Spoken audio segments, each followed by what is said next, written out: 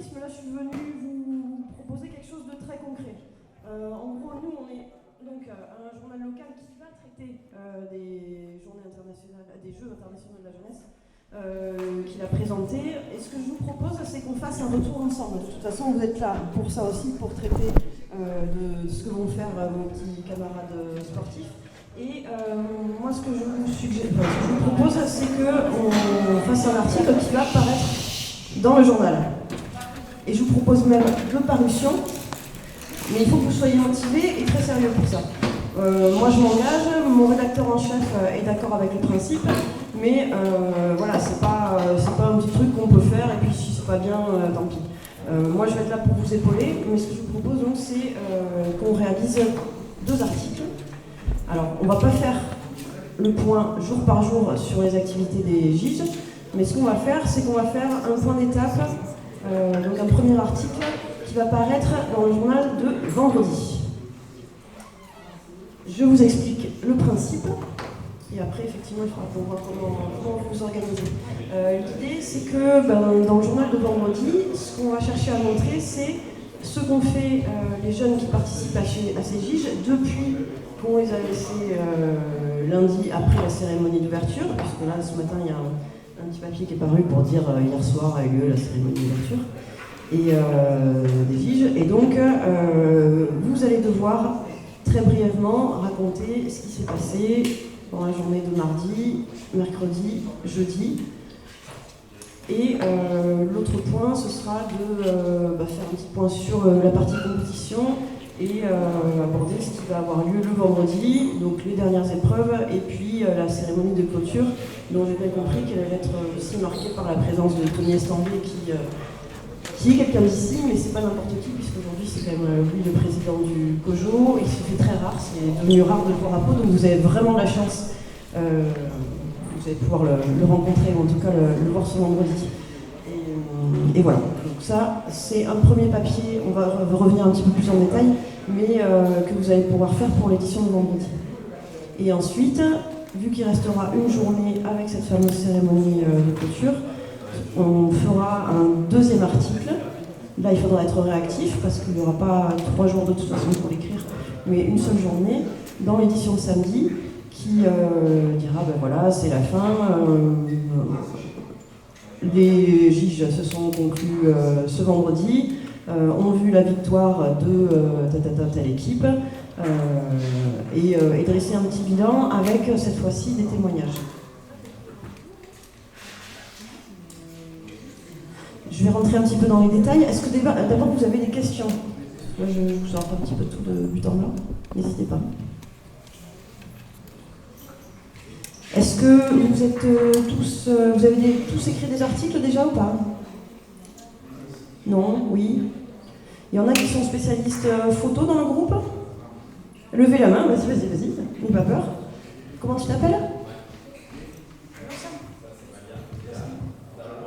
Donc on a Blossom, on a Noah. Il y en a d'autres qui sont à la photo?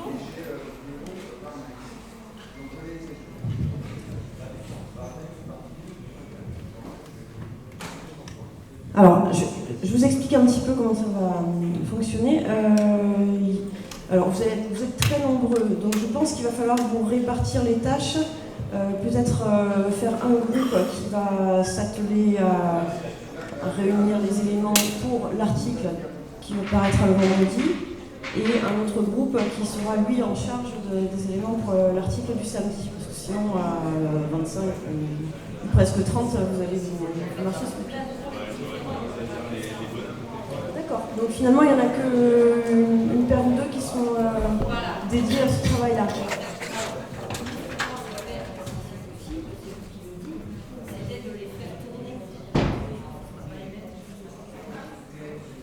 Après, comme je viens de vous le dire, il y aura 2 articles, il n'y aura pas un article par jour, du coup.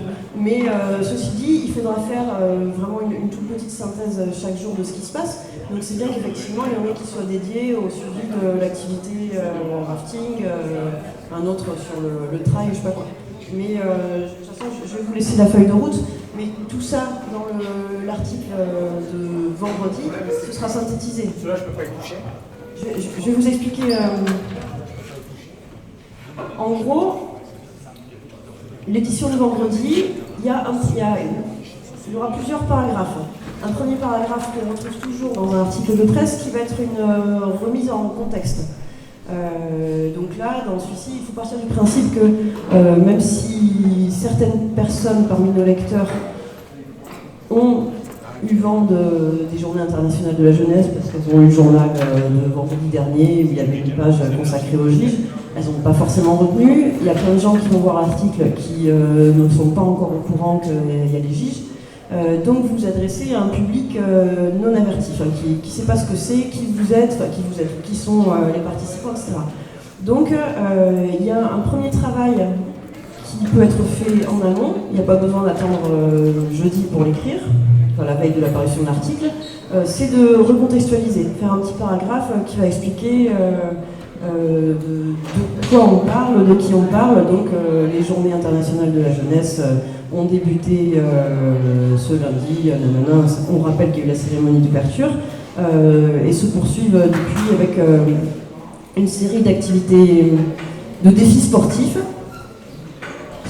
et plus ou moins culturels, et rappeler qui sont les organisateurs, qui sont les participants, qui viennent de tant d'établissements dans tant de pays. Et voilà, donc ça c'est une partie que vous allez pouvoir faire à froid, un premier paragraphe. Ensuite, ce que je vous propose, et c'est là que effectivement il faudra bien vous répartir les tâches pour être sérieux sur ce que vous allez écrire, on va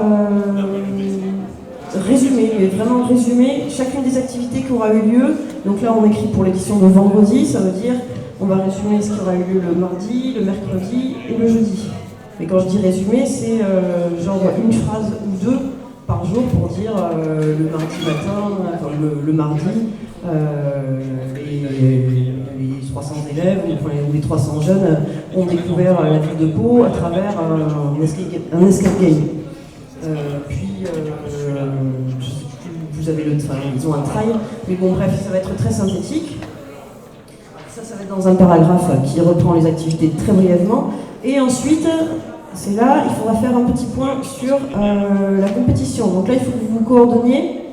Il faut qu'il y en ait qui aillent à la pêche aux informations. Alors le tout est de trouver les bons interlocuteurs en fonction de ce qu'on cherche. Là, il faut que vous trouviez la personne, je ne sais pas vraiment qui c'est, mais au sein de l'organisation, qui s'occupe de comptabiliser les points en fonction des compétitions, et que vous alliez faire un point avec elle. Alors vous pouvez le faire étape après étape pour suivre un petit peu, mais sinon l'essentiel c'est que jeudi, vous sachiez à la fin de la journée, en gros, qui est en tête du classement, et vous allez dire, voilà. Bon, en même temps, c'est des points, donc si une compétition sportive, tu dois pouvoir suivre au fur et à mesure. C'est pas tiré au sort, donc...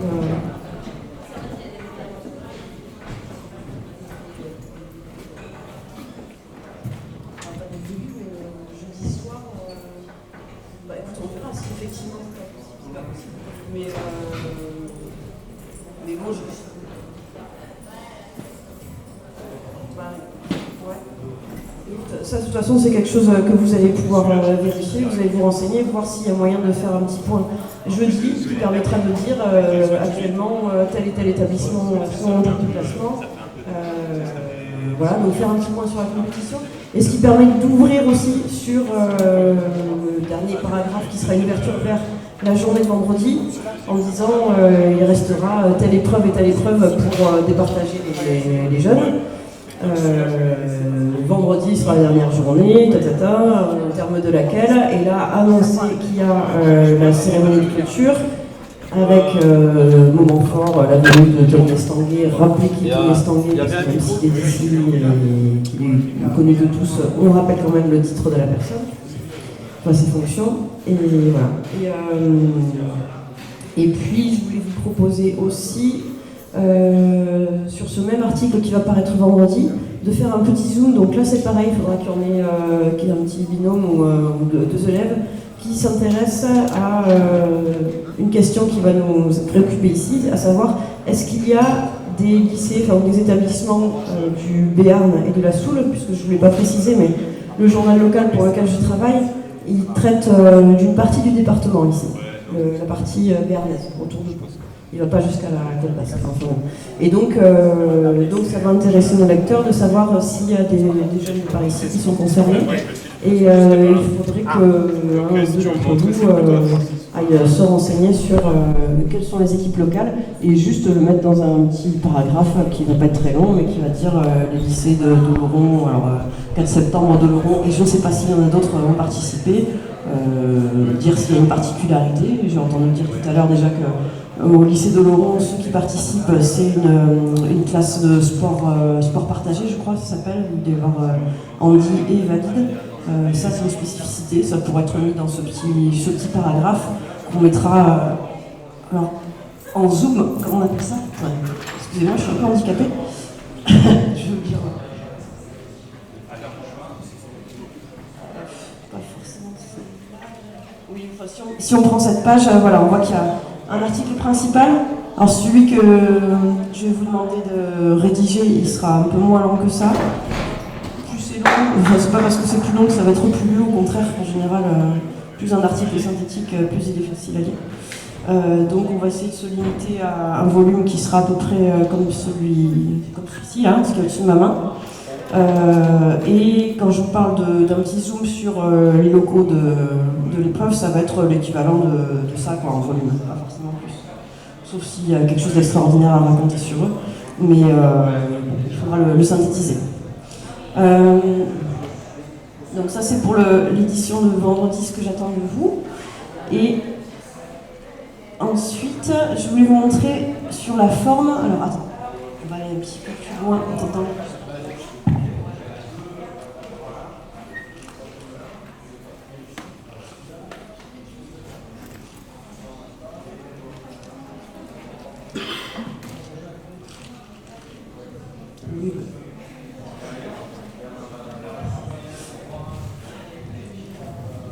Donc l'article à l'arrivée, on peut imaginer qu'il prenne une forme un petit peu comme celle-ci. Bon, j'avais imaginé plutôt sur 4 cols, mais peu importe, là ça va être sur 3 cols, enfin je dis cols, c'est des colonnes. L'article, il va falloir lui trouver un titre. Alors, ça c'est le titre papier. Parce que ce que j'ai omis de vous dire, c'est que l'article que vous allez écrire, il va paraître sur le papier, mais on va le trouver sur Internet également. Internet, ça a beaucoup plus de souplesse que le papier. Vous avez déjà dû en parler, j'imagine, dans vos cours respectifs. Mais c'est vrai que sur Internet, on peut mettre un titre qui va être très explicite et un petit peu plus long. Il ne faut pas qu'il fasse 10 mots non plus, mais il peut en faire. Il peut faire 10 mots. Alors que sur le papier, en général, on est limité à 5 ou 6 mots, sinon ça ne rentre pas, très concrètement. Donc il va falloir trouver un titre aussi à votre article, donc synthétique. Comme je vous dis, 5-6 mots. S'il peut y avoir un verbe conjugué, c'est encore mieux, c'est plus dynamique. Il va falloir faire aussi ce qu'on appelle, nous on appelle le chapeau, des fois ça s'appelle une introduction, mais un petit paragraphe. Alors, qui peut être un complément du titre, parce que là le titre, comme vous voyez, il parle pas trop. On voit ici, poste 19, repère de Béarnais. Si on n'a pas une petite explication en dessous, en gros on tourne la page parce que c'est un titre qui va interpeller. C'est ce qu'on appelle un titre incitatif. Il n'explique pas ce qu'on va lire. Si on lit rien d'autre chose, on ne sait pas trop les questions, mais il interpelle. On se dit tiens, qu'est-ce que c'est que ça, un repère de Béarnais, poste 19. Et donc le chapeau, enfin la petite intro qui est en dessous, elle, en une seule phrase et de manière très synthétique, elle va expliquer le titre et surtout ce qu'on va pouvoir lire dans l'article. Pas forcément donner le ton, mais là, voilà. Par exemple, sur cet article-là, il est écrit, pour expliquer poste 19 repère de Béarnais. Bon, on sait aussi, parce qu'il y a un mot-clé au-dessus, qu'il s'agit de sport automobile et des 24 heures du Mans. 1, 2.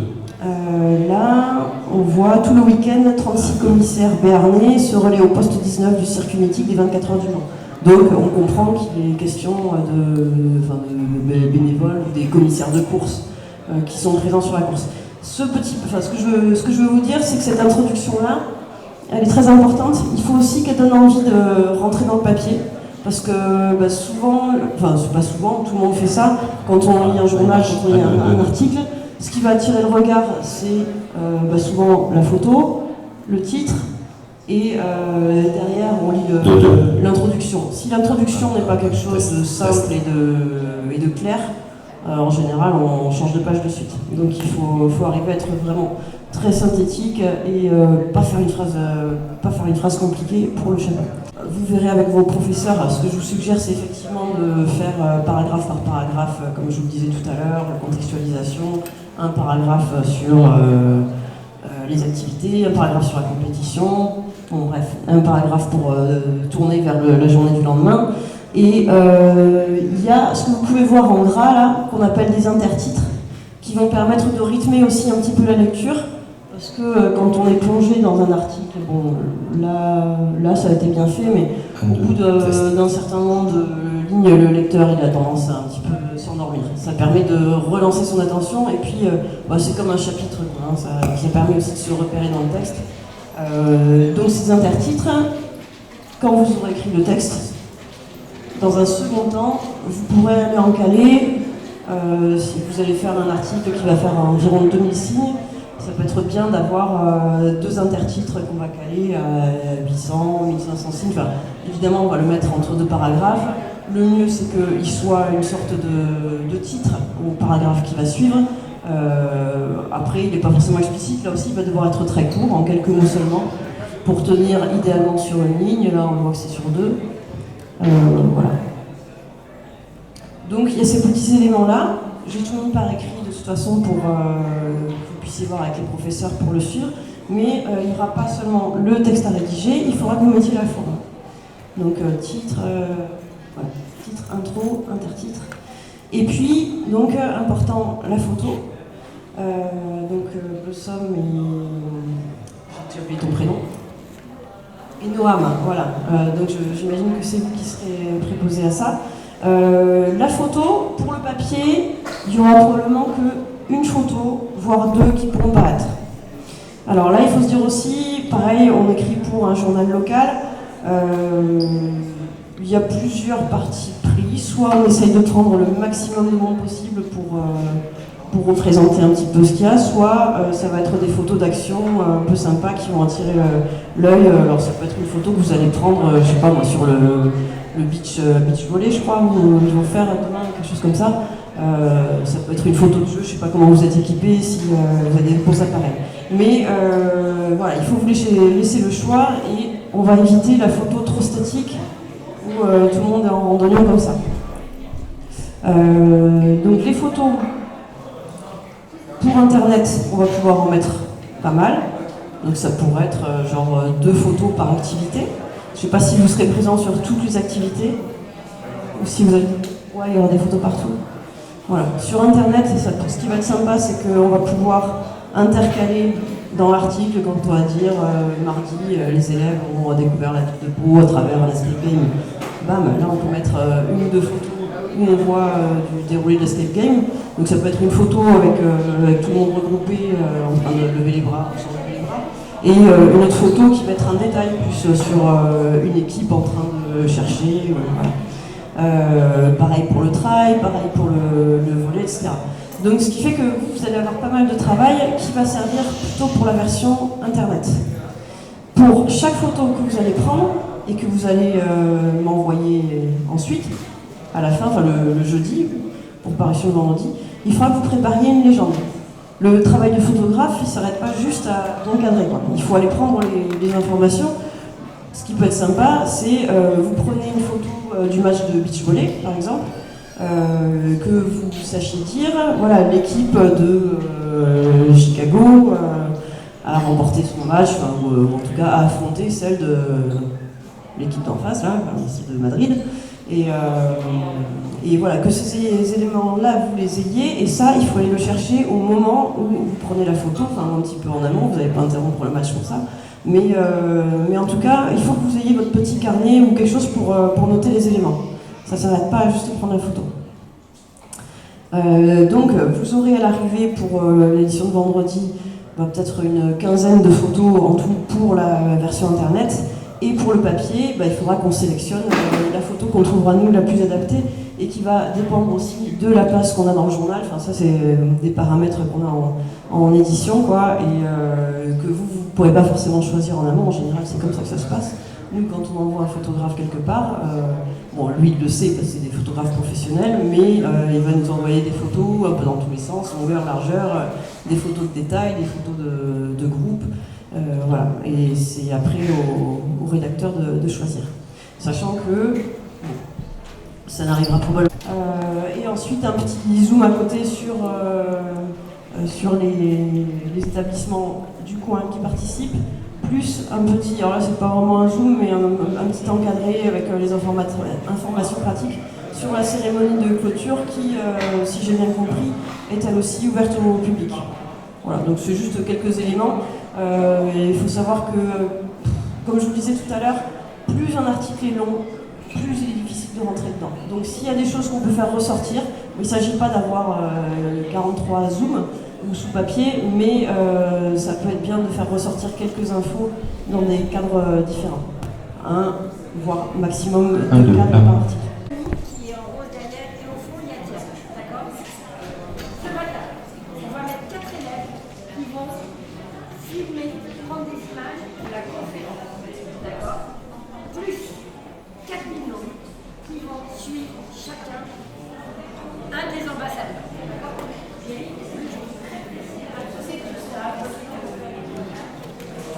C'est bon? Ok. Alors les élèves qui vont interviewer, toi t'as le temps, Diane aura le temps, donc c'est Stéphanie qui va partir. Alors, Malia, c'est Yanis qui va t'interviewer. Yanis il est ici. Est-ce qu'il y a un élève qui voudrait filmer?